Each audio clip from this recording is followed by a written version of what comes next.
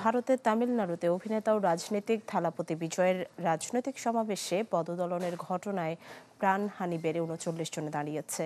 এই ঘটনায় বিজয় সহ তার দল টিভিকের ২ নেতার বিরুদ্ধে মামলা করেছে ভারতীয় পুলিশ।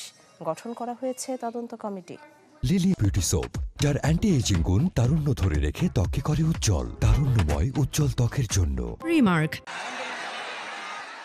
যেটা হতে পারত সুপারস্টার থেকে রাজনীতিক হওয়া বিজয়ের উচ্ছ্বসিত নির্বাচনী প্রচার, ঐতিহাসিক শহর তামিলনাড়ুতে সেটি পরিণত হলো আতঙ্ক, বিশৃঙ্খলা আর ভুলের ছড়াছড়িতে।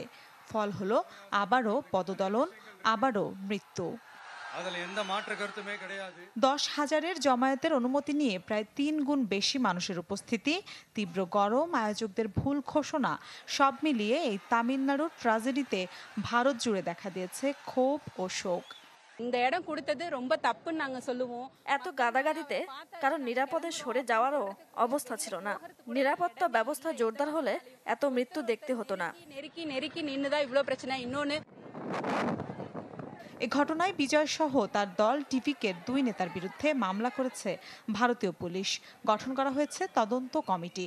নিহতদের পরিবারকে প্রাদেশিক সরকারের পক্ষ থেকে 10 লাখ আর টিভিকের পক্ষ থেকে 20 লাখ রুপি দেওয়ার ঘোষণা দেওয়া হয়েছে।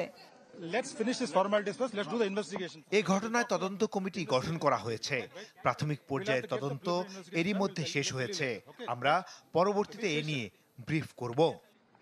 39 people, no? 39, yeah, they've already told you the number, right?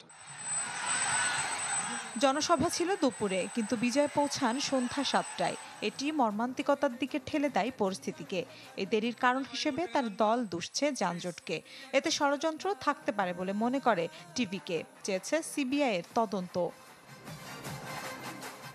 তামিলনাড়ুতে পদদলনের এই ঘটনায় বিজয়কে গ্রেপ্তার নিয়ে তাড়াহুড়ো করতে চায় না পুলিশ। কেননা অনেকেই ভাবছেন গ্রেপ্তারে বাড়তি সহানুভূতি তৈরি হতে পারে বিজয়ের প্রতি, যেমনটা হয় প্রয়াত জয়ললিতা বা বর্তমান মুখ্যমন্ত্রী স্টালিনের ক্ষেত্রে।